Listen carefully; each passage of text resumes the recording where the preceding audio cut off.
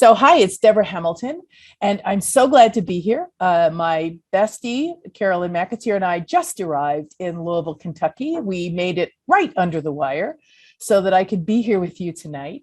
Traveling with pets, my God, is such an experience. We have to say that Juni was one of the best travelers that we have ever had. He was such a good boy. We stopped only twice from Pinehurst, North Carolina to Louisville, Kentucky, and he was just a star. And it was really good traveling, just a little bit of traffic.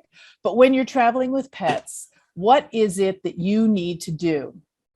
So the MAAP plan will address that tonight because some of us will be traveling with our pets. And about making a plan for your pet includes making a plan for your pet when you're traveling. Traveling is key. So tonight I'm going to handle that because I'm living it right now. I'm driving from Morehead City, North Carolina, which is on the eastern seaboard, to Colorado, Greeley, Colorado.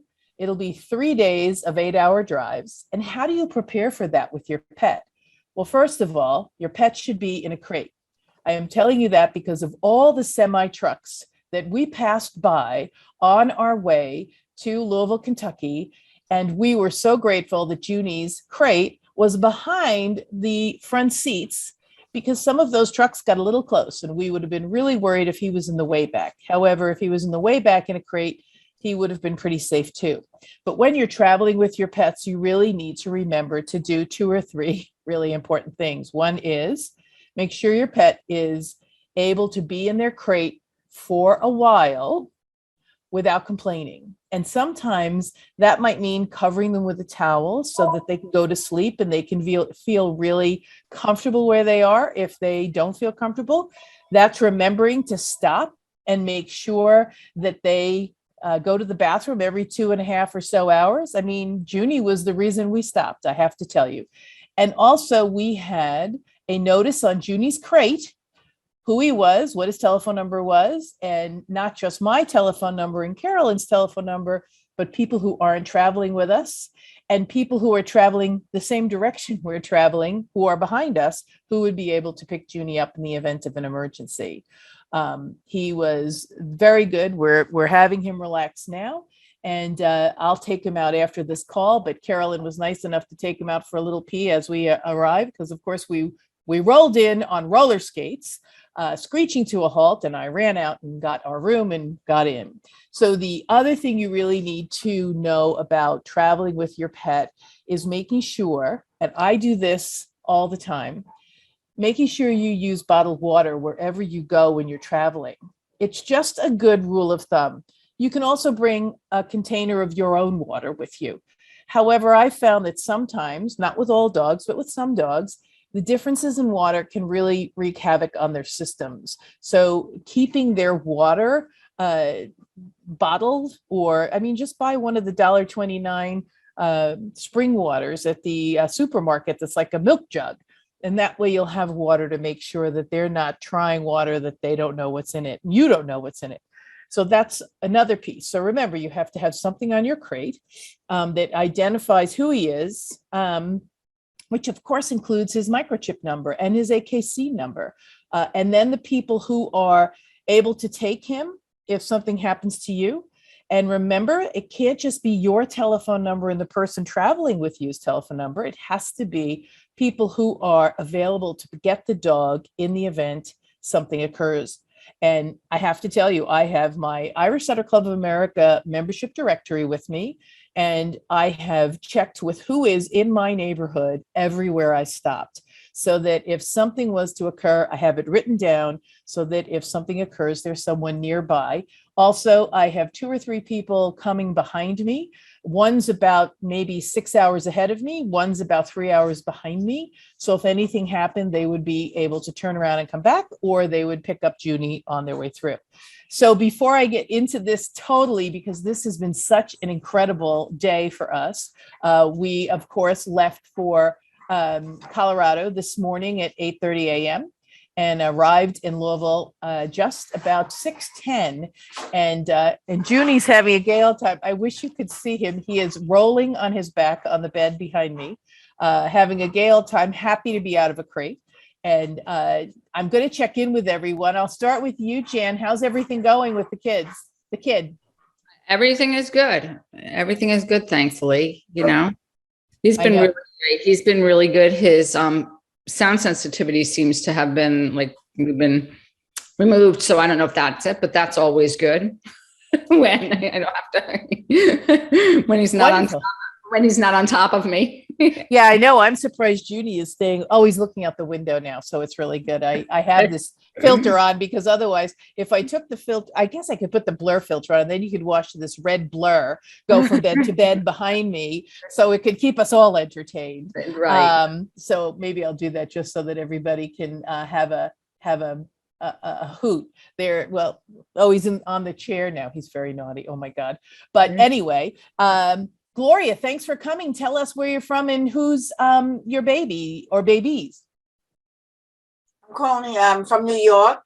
Mm-hmm. I know you from mediation, collaborative mediation, and I have a 11-year-old teddy bear named Samantha, and we're planning a trip with her to go to Boston, New Hampshire, Maine, and Vermont. Oh, wonderful. So I'm interested in what you have to say. This is a wonderful call to be on then, because that's all I'm going to be talking about today is how to travel with your pets. So Connie, how's everything going? I know you just finished traveling with our friend and he got another 2 best of opposites, I hear. Yeah, yes, he did. They were only single points because it was quite a small entry, but he is now sitting at 20 out of 25 points toward his grand championship. Good. And 17 of those 20 points are all major wins, and he's gone best of breed 3 times. So I'm very proud of my boy. We actually we're traveling locally, just an hour and 10 minutes away from home, still in Metro LA, out to San Bernardino. Those Wheatons are always Yes. making noise. Yes. This is his mother, who is snarking at her son, who is lying behind me. She is at my feet. They are my best Zoom bombers. But I will say that even if you're taking a short local trip, this was on the Los Angeles freeway system during Memorial Day weekend. In fact, none of us Wheaton people entered either the Friday or the Monday shows because we all were too smart and know better. We were only entered Saturday and Sunday. But at any rate, on both going to and from, mostly on the way home, there were several fender benders or disabled cars or whatever. And fortunately, I was in the express lanes.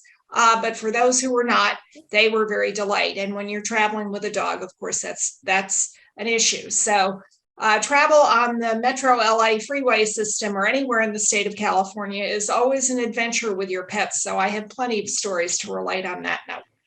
Yeah, absolutely. So when you're driving on a highway, so Gloria said she's going to be going up the Eastern Seaboard, which is a lovely trip, made it many times to many dog shows.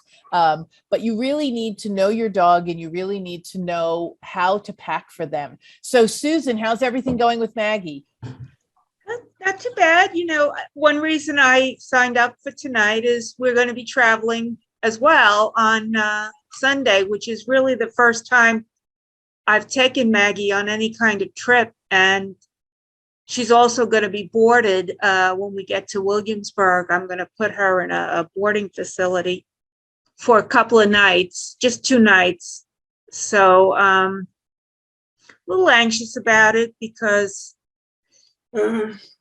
she's challenging. Yeah. But it'll be a good experience for her. And of course, you're going to leave 2 or 3 emergency numbers so that if like your phone doesn't ring, they'll be able to call someone else who's traveling with you.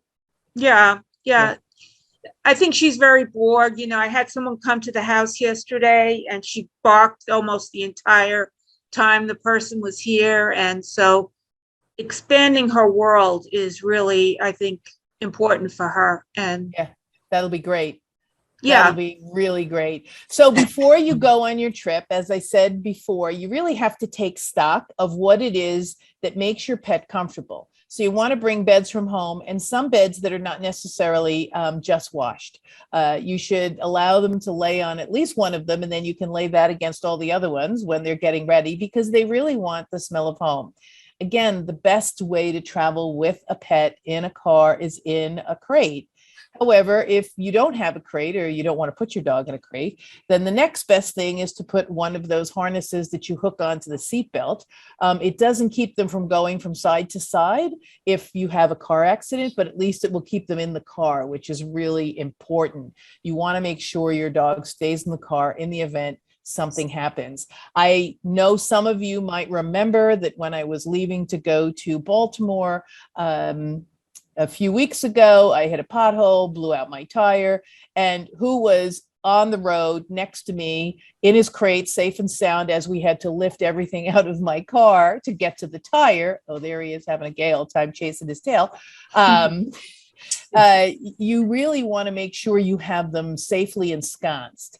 And of course, a car is very warm. So as Connie said, if you're on the freeway, you're going to have to make sure you have your air conditioners checked so that you have enough Freon to make sure they keep everybody cold.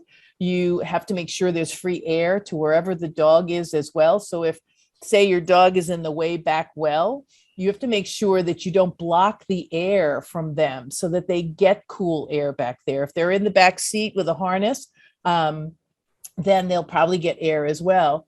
1 minute, Jan. And I really highly recommend, if you put them in a crate, that you give them water while they're driving, because sometimes they need to really lap water so they don't get car sick. And always know if your dog gets sick.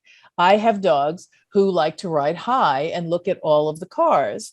When they ride low, they tend to get car sick. And who would have known?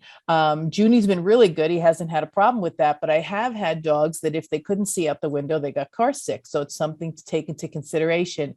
Yes, Jan.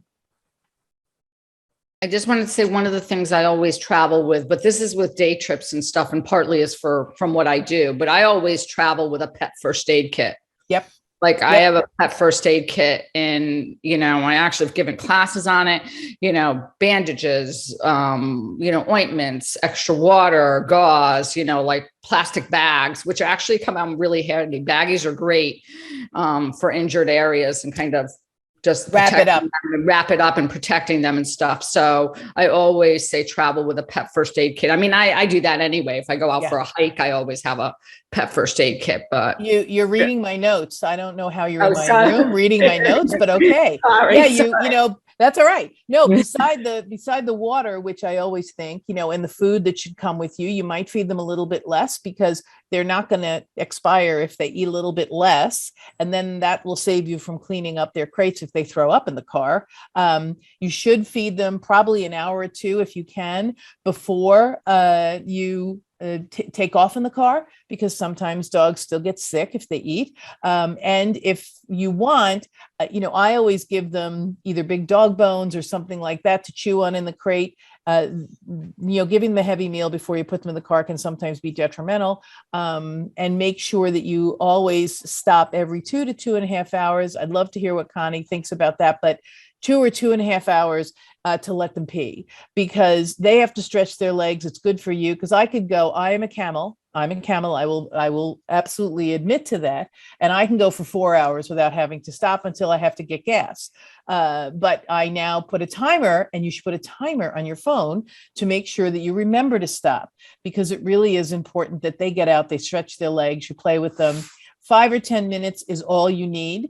But when you go to a rest stop, so rest stops are a little dangerous because there's a lot of cars going back and forth.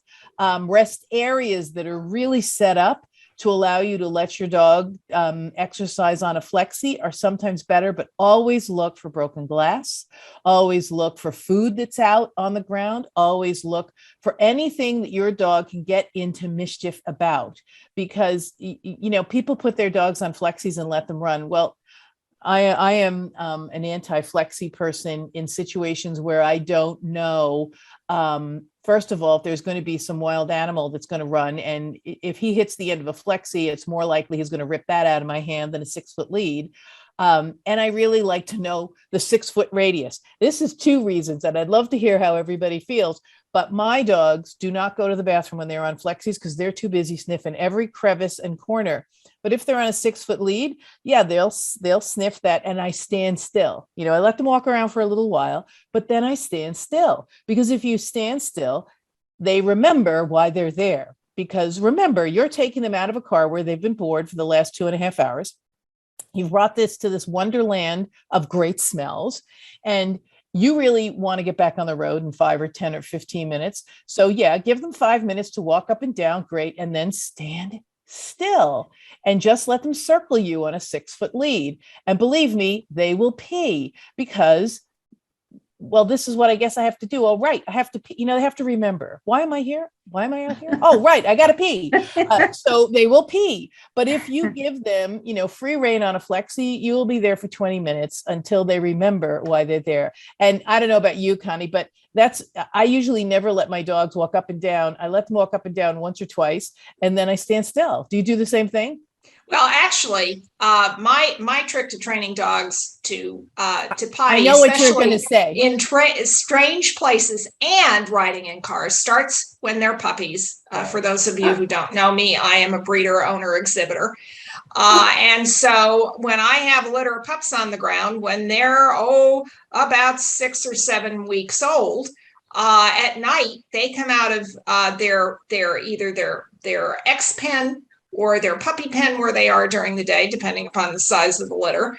And at night, they sleep 2 or 3 in a crate. I have several soft-sided crates that I set up side by side in the family room. And then my older dogs and I sleep inside to let them, be comfortable. And, they'll scream the first night, but then they settle down. And so by the time that they're ready to go for a ride to the vet for their inoculations, then they're used to the crate. And, they'll get all excited just going the 5 minutes down the hill to the vet. But I start taking them longer and longer on short trips just around the neighborhood. And by the time the pups who don't stay with me go to their new forever homes, I'll check in with the new owners when they get home. Some of them have gone as far as Northern California. And the pups were just great the entire trip in the car, not a peep out of them. So crate training starts very, very early, as does leash training. And I start leash training at about that age too, just 3 to 5 minutes at a time. So that by the time my dogs are old enough to go on a road trip, which is generally to dog shows, starting as young as 6 months old, they're ready to go from Los Angeles to San Francisco or Los Angeles to Sacramento, which is a 7-hour trek on Interstate 5. Yeah. And as far as the duration of their kidneys and and their GI system, they have a 3-hour radius to go from here, from Los Angeles to our milestone on Interstate 5 is a place called Harris Ranch, which is by the big stockyards in Coalinga. You can smell it for miles, and the dogs all have to stick up their noses and sniff. But they have ample potty area, and they get to really walk. I am death on flexi leads because, as Deborah indicated, a dog, particularly in the hands of a novice with a flexi lead, a dog can die because the owner can lose control. Yeah. And in addition to conformation, I do obedience and all kinds of performance and companion events with my dogs. So they are all used to 6-foot leads, and I use absolutely nothing but, and they're the only way to control your dog. So that is my philosophy that I wish to share. Yeah, it's interesting. So many people don't catch on to these really simple things that breeders set your dog up to do. If you got it from a breeder, if you got it from a rescue, they've usually had the opportunity to be in a crate or in a kennel. But it's really important that if you're traveling with your dog, being able to make sure that they are feel safe and loved and wanted in the car, either with a harness or in a crate, is absolutely imperative. And being able to start this early. So Gloria, you're going to be traveling, and you're probably going to be traveling, what, 3 or 4 or 5 hours a day, depending on your trip. So what I would suggest is making sure you know where the rest areas are on 95. So you can say, well, this one has a pet area. Let me see if we can make it here. If not, I am a firm believer in going to like Olive Garden or McDonald's, which has very clean toilets for people and for dogs, and making sure you know where along the road you can pull over and make sure your dog and you are safe. I think Jan's, suggestion, absolutely, bring a first aid kit. You definitely need to have something to bandage a cut paw with. You put it in a plastic bag, then you're going to have to, of course, find a veterinarian. Now, the good news is we all have smartphones, not like the old days, Connie, right? Where you had to try to find a vet. Absolutely. We all have smartphones now. So when you are in an area, don't panic if something happens, if your dog's throwing up or if they eat something awful. Just look for a vet in that vicinity. If you have a dog that you got from a breeder and you might be heading to their neck of the woods, call them up, because they're going to let you know who the people are to go and see. I said earlier tonight that I have the Irish Setter Club of America membership directory. If I need a vet in Louisville, Kentucky, God forbid, don't hurt yourself, I'm going to call one of my colleagues who are in Louisville, Kentucky, and say, who do you go to? So you can make sure you have that information in your fingertips.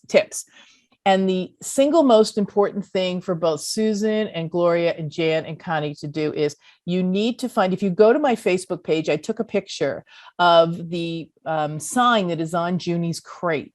So it has a picture of Juni. We all have our cell phones. In fact, I'm going to show you the picture I just took of Juni if I can. Who knows if I'm able to do that, but we can only hope. Where's your picture, June? Oh, it's not here. So it was here, but it's not here. Here, I'll show you one picture of him. So can you see this? You can't see this. So I'll do another one, but I have a picture of him in his all together with his headshot, a really nice picture. So here, you should be able to see this. So can you see that? It's a picture of his face and his head, so people can know what to look for. You should also have several pictures available to you. Take a side picture, take them sitting down, because you really want to make sure that if, God forbid, they get out of the car for some reason, God forbid somebody opens it up and they're like Grease Lightning, you want to have a picture right there that's going to identify him as your dog. And then you put that on a Word document, which states your dog's name, your telephone number. Mine has Carolyn's telephone number, who's traveling with me. And I put on it, and all of you who've been here before know what I put on. This dog does not go to animal care and control. These are the emergency numbers to use in the event something happens to me and I cannot take care of my dog. So of course, the first person who would take care of it would be Carolyn, who's in the car with me, but she might be injured too, right? So the second and third person are my husband and my sons. And then the fourth and fifth people are people, as I said, who are 3 hours ahead of me or 6 hours behind me, people who are coming the same route. So if you are traveling with your pet, make sure you always have information for people who are not traveling with you, because God forbid you're taken off to the emergency room, you are going to want to make sure there is someone who can come and get your dog.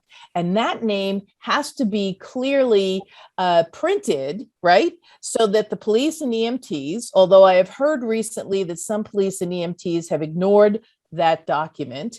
However, it's the best we can do is to have a document that says, in the case of an emergency, Connie Kohler, Jandra Mayas, Gloria Coley, or Susan Capuano can pick up my dogs. And they also should have a letter that says, in the case of an emergency, I can pick up Deborah Hamilton's dog, because you want to make sure that they have no reason to deny the person the ability to be picked up. One person on my Facebook page has written to me and said, yes, this happened. Some guy died and they took the dogs from the house because he didn't have his sign. He did have information up about the people to call, but he didn't say, don't take my dogs to animal care and control. I know this, I'm like a broken record, but really you need to put that down there. Quiet. And you want to make sure that they know who it is that you're going to call. And those people have your permission. Having people's name doesn't mean that you're going to give them permission to take your dog. You have to sort of be specific. So when you're traveling with your dog, make sure you have a sign on your dashboard if they're not in a crate.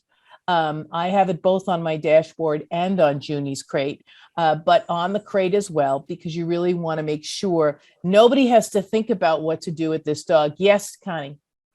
One thing I wanted to to mention is when you're on the road, if at all possible, if it is a road frequently traveled, not less traveled, there may be cell phone dead spots. Yeah. And in fact, I mentioned Harris Ranch, halfway between LA and the Bay Area, or LA and Sacramento. For about an hour north of Harris Ranch, as you're going into from Central California, and this is in the San Joaquin Valley, what we call the Central Valley, the big farmland. There's dead zones. There is a dead spot for about an hour, and you just hold your breath. What you can do is, when you are starting up from the beginning of that dead spot until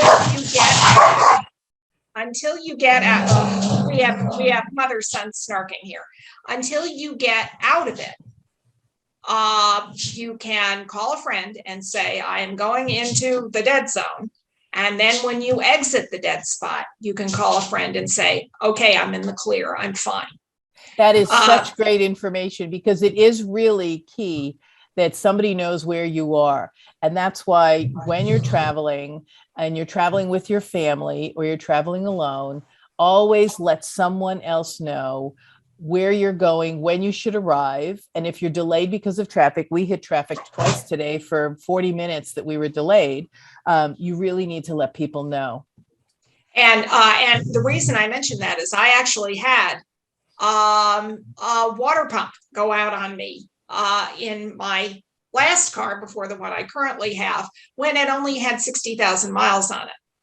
And it was just a defective water pump.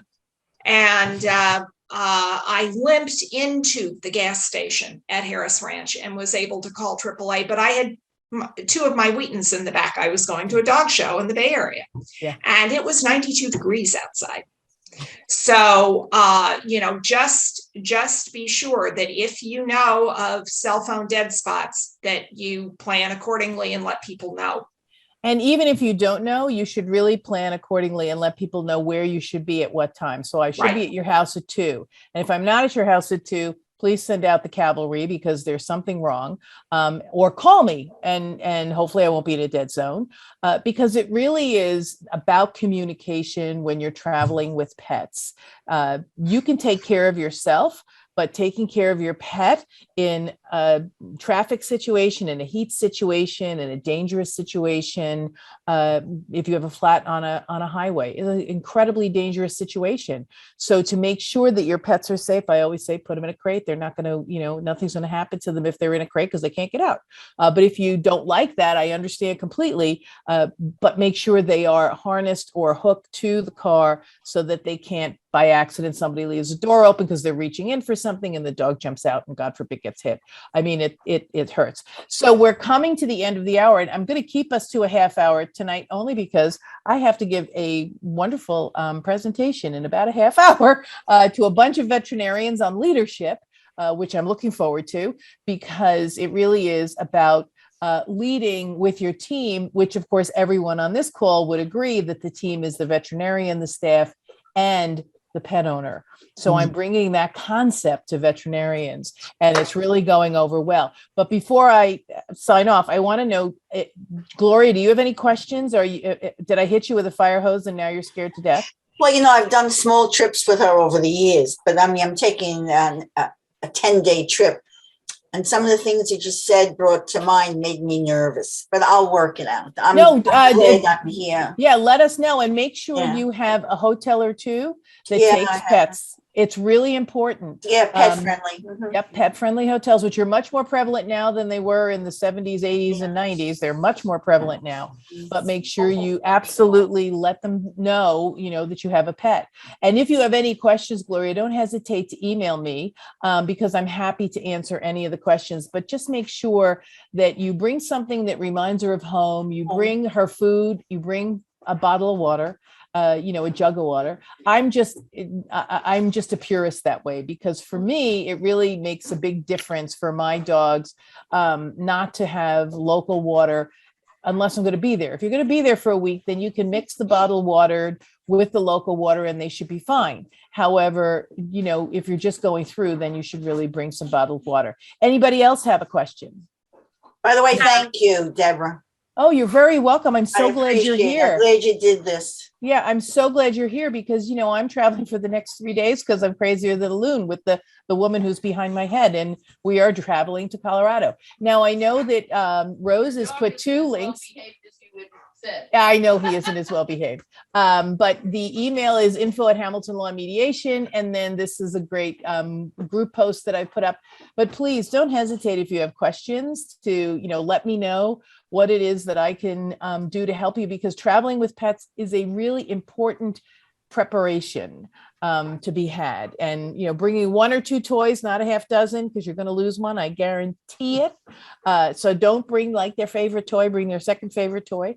And just make sure, like Juni is doing now, he's bouncing from bed to bed. You really need to give them time to stretch their legs if you're asking them to be in a car for 3 or 4 hours. Jan, anything to add? I love the first aid. It's absolutely imperative. You can go to your vet, Gloria, and ask him what should be in a vet first aid kit. Yeah. Or there are several on Chewy that are wonderful that you could get like in a day and a half.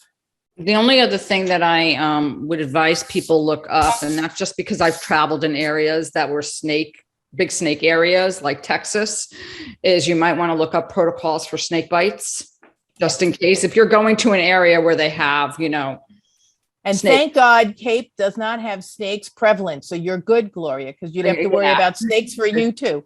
But on the Eastern Seaboard, not so many snakes unless you get down to my neck of the woods in North Carolina, where when I bought my property, all my friends in North Carolina said, "Oh, great, your dogs are going to get bitten by snakes. Thank you so much. I had no idea." Yeah, so that's one thing. And the other number I always tell people to program in, just because is animal poison control. Yeah, that's absolutely. That's just like a pet peeve for me. Yep, absolutely. I don't want. Okay, it's one thing to look up a vet if your dog has a cut or something or is vomiting, but just. If they eat something and you don't know what it is and you only get half of Right. it out and you can send them a picture, having animal poison control on speed dial when you're traveling with them or even when they're home with you, because That's maybe right. somebody throws something in your backyard. I had somebody do that. So, really being able to have that on your phone is fabulous. I'm gonna call it a day now because I have to get ready Thank for you. my. I will be absent next Wednesday because I will be at the Veterans celebration, our veteran dogs at the Irish Setter Club of America in Greeley, Nice. Colorado. But I will be back the following Wednesday. So if you're not traveling before that, Gloria, come back because I'll probably be talking about what I did right and what I did wrong while I traveled. Thank you. Good luck. Goodbye, everybody. Good luck. Bye, everyone. This is Deborah Hamilton. So glad you're here, and we will see you in 2 weeks.